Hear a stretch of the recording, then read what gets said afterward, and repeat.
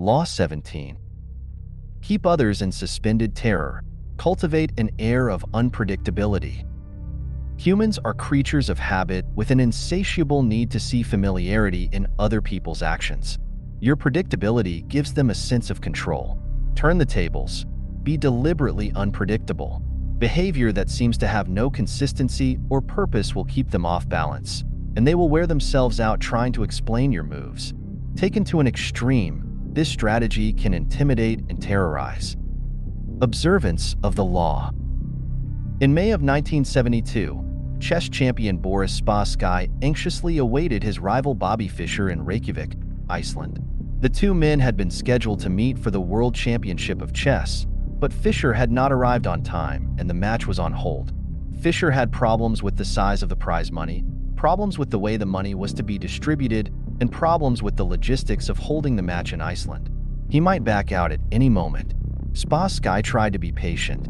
His Russian bosses felt that Fischer was humiliating him and told him to walk away, but Spassky wanted this match. He knew he could destroy Fischer, and nothing was going to spoil the greatest victory of his career. So it seems that all our work may come to nothing, Spassky told a comrade. But what can we do? It is Bobby's move.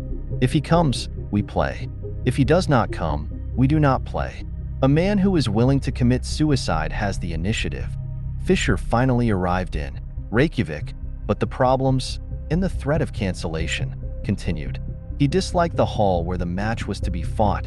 He criticized the lighting. He complained about the noise of the cameras, and he even hated the chairs in which he and Spassky were to sit. Now the Soviet Union took the initiative and threatened to withdraw their man. The bluff apparently worked. After all the weeks of waiting, the endless and infuriating negotiations, Fischer agreed to play. Everyone was relieved, no one more than Spassky. But on the day of the official introductions, Fischer arrived very late, and on the day when the match of the century was to begin, he was late again. This time, however, the consequences would be dire. If he showed up too late, he would forfeit the first game. What was going on? Was he playing some sort of mind game? Or was Bobby Fischer perhaps afraid of Boris Spassky? It seemed to the assembled grandmasters and to Spassky that this young kid from Brooklyn had a terrible case of the jitters. At 5:09, Fischer showed up, exactly 1 minute before the match was to be canceled. The first game of a chess tournament is critical, since it sets the tone for the months to come. It is often a slow and quiet struggle, with the two players preparing themselves for the war and trying to read each other's strategies. This game was different. Fischer made a terrible move early on, perhaps the worst of his career, and when Spassky had him on the ropes, he seemed to give up. Yet Spassky knew that Fischer never gave up. Even when facing checkmate, he fought to the bitter end, wearing the opponent down. This time, though, he seemed resigned. Then suddenly he broke out a bold move that put the room in a buzz. The move shocked Spassky, but he recovered and managed to win the game. But no one could figure out what Fischer was up to. Had he lost deliberately? Or was he rattled? Unsettled? Even, as some thought, insane? After his defeat in the first game, Fischer complained all the more loudly about the room, the cameras, and everything else. He also failed to show up on time for the second game. This time the organizers had had enough. He was given a forfeit. Now he was down 2-0, a position from which no one had ever come back to win a chess championship. Fischer was clearly unhinged. Yet in the third game, as all those who witnessed it remember, he had a ferocious look in his eye, a look that clearly bothered Spassky. And despite the hole he had dug for himself, he seemed supremely confident. He did make what appeared to be another blunder, as he had in the first game. But his cocky air made Spassky smell a trap. Yet despite the Russian's suspicions, he could not figure out the trap, and before he knew it, Fischer had checkmated him. In fact, Fischer's unorthodox tactics had completely unnerved his opponent. At the end of the game, Fischer leaped up and rushed out, yelling to his confederates as he smashed a fist into his palm, crushing him with brute force. In the next games, Fischer pulled moves that no one had seen from him before, moves that were not his style. Now Spassky started to make blunders. After losing the 6th game, he started to cry. One grandmaster said, "After this, Spassky's got to ask himself if it's safe to go back to Russia. After the 8th game, Spassky decided he knew what was happening. Bobby Fischer was hypnotizing him.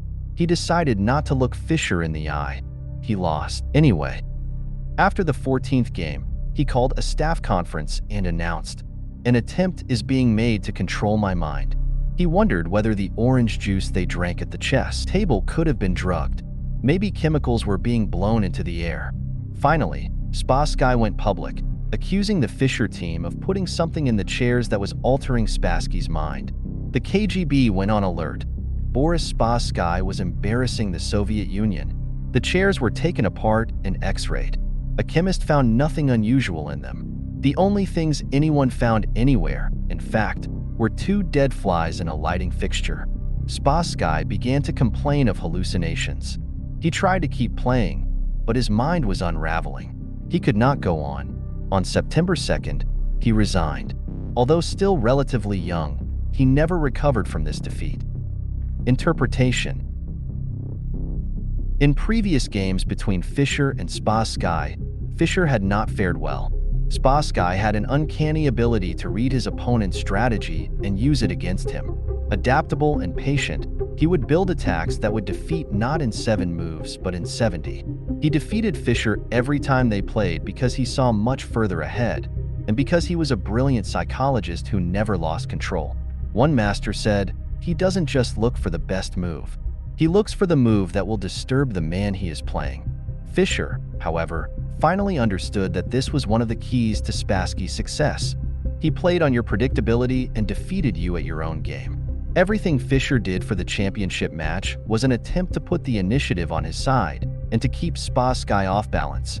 Clearly, the endless waiting had an effect on Spassky's psyche. Most powerful of all, though, were Fischer's deliberate blunders and his appearance of having no clear strategy. In fact, he was doing everything he could to scramble his old patterns, even if it meant losing the first match and forfeiting the second. Spassky was known for his sang-froid and level-headedness, but for the first time in his life, he could not figure out his opponent. He slowly melted down, until at the end he was the one who seemed insane. Chess contains the concentrated essence of life. First, because to win you have to be supremely patient and far-seeing. And second, because the game is built on patterns, whole sequences of moves that have been played before and will be played again, with slight alterations, in any one match. Your opponent analyzes the patterns you are playing and uses them to try to foresee your moves. Allowing him nothing predictable to base his strategy on gives you a big advantage. In chess as in life, when people cannot figure out what you are doing, they are kept in a state of terror, waiting, uncertain, confused. Keys to power. Nothing is more terrifying than the sudden and unpredictable. That is why we are so frightened by earthquakes and tornadoes. We do not know when they will strike.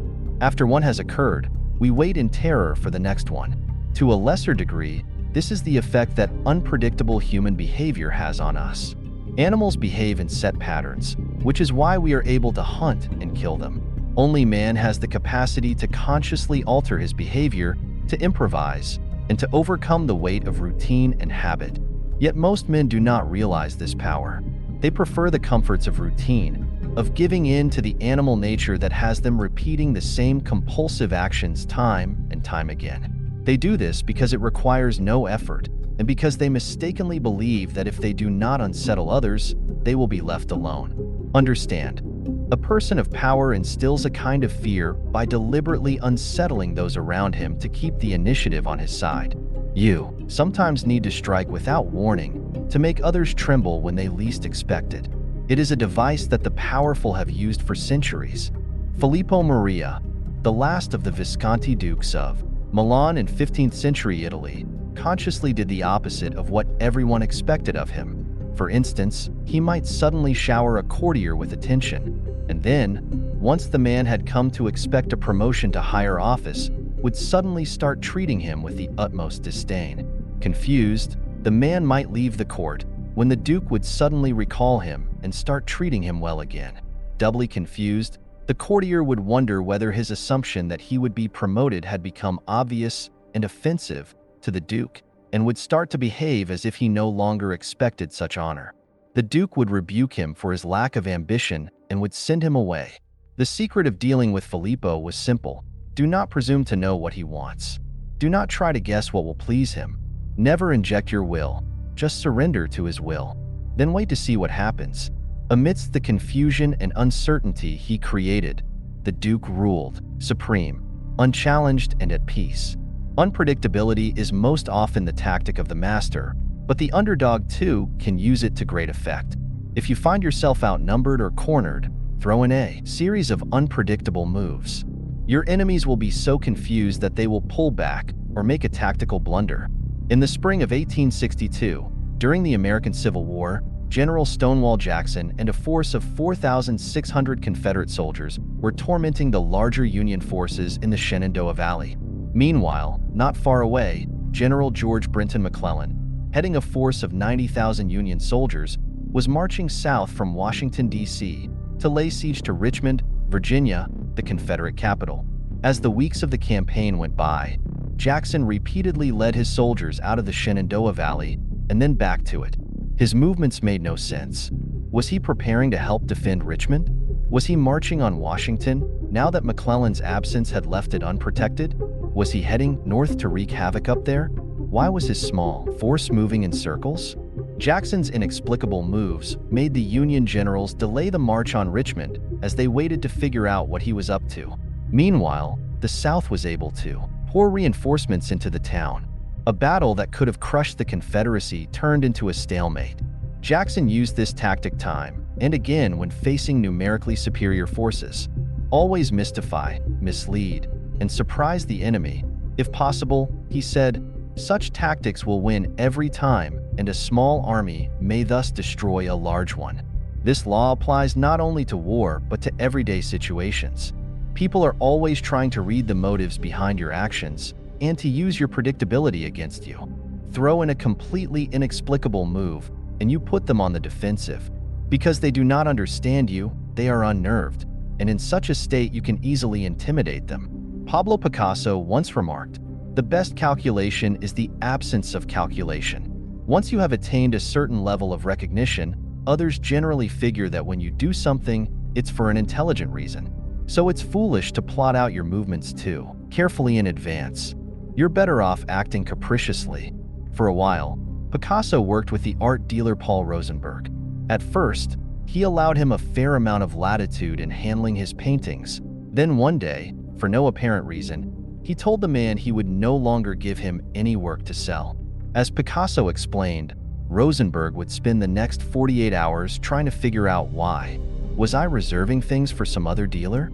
I'd go on working and sleeping, and Rosenberg would spend his time figuring. In 2 days, he'd come back, nerves jangled, anxious, saying, "After all, dear friend, you wouldn't turn me down if I offered you this much," naming a substantially higher figure. "For those paintings rather than the price I've been accustomed to paying you, would you?" Unpredictability is not only a weapon of terror. Scrambling your patterns on a day-to-day basis will cause a stir around you and stimulate interest. People will talk about you and ascribe motives and explanations that have nothing to do with the truth, but that keep you constantly in their minds. In the end, the more capricious you appear, the more respect you will garner. Only the terminally subordinate act in a predictable manner. Image: the cyclone, a wind that cannot be foreseen. Sudden shifts in the barometer, inexplicable changes in direction and velocity. There is no defense. A cyclone sows terror and confusion. Authority. The enlightened ruler is so mysterious that he seems to dwell nowhere, so inexplicable that no one can seek him. He reposes in non-action above, and his ministers tremble below. Reversal. Sometimes predictability can work in your favor. By creating a pattern for people to be familiar and comfortable with, you can lull them to sleep. They have prepared everything according to their preconceived notions about you. You can use this in several ways. First, it sets up a smokescreen, a comfortable front behind which you can carry on deceptive actions. Second, it allows you on rare occasions to do something completely against the pattern, unsettling your opponent so deeply he will fall to the ground without being pushed. In 1974, Muhammad Ali, and George Foreman were scheduled to fight for the World Heavyweight Boxing Championship. Everyone knew what would happen. Big George Foreman would try to land a knockout punch while Ali would dance around him, wearing him out. That was Ali's way of fighting, his pattern, and he had not changed it in more than 10 years. But in this case, it seemed to give Foreman the advantage. He had a devastating punch, and if he waited, sooner or later Ali would have to come to him. Ali, the master strategist, had other plans. In press conferences before the big fight, he said he was going to change his style and punch it out with Foreman. No one, least of all Foreman, believed this for a second. That plan would be suicide on Ali's part. He was playing the comedian, as usual. Then, before the fight, Ali's trainer loosened the ropes around the ring, something a trainer would do if his boxer were intending to slug it out. But no one believed this ploy. It had to be a setup. To everyone's amazement, Ali did exactly what he had said he would do. As Foreman waited for him to dance around, Ali went right up to him and slugged it out. He completely upset his opponent's strategy. At a loss, Foreman ended up wearing himself out, not by chasing Ali, but by throwing punches wildly and taking more and more counterpunches. Finally, Ali landed a dramatic right cross that knocked out Foreman. The habit of assuming that a person's behavior will fit its previous patterns is so strong that not even Ali's announcement of a strategy change was enough to upset it. Foreman walked into a trap, the trap he had been told to expect. A warning: unpredictability can work against you sometimes, especially if you are in a subordinate position. There are times when it is better to let people feel comfortable and settled around you than to disturb them. Too much unpredictability will be seen as a sign of indecisiveness or even of some more serious psychic problem. Patterns are powerful, and you can terrify people by disrupting them. Such power should only be used judiciously.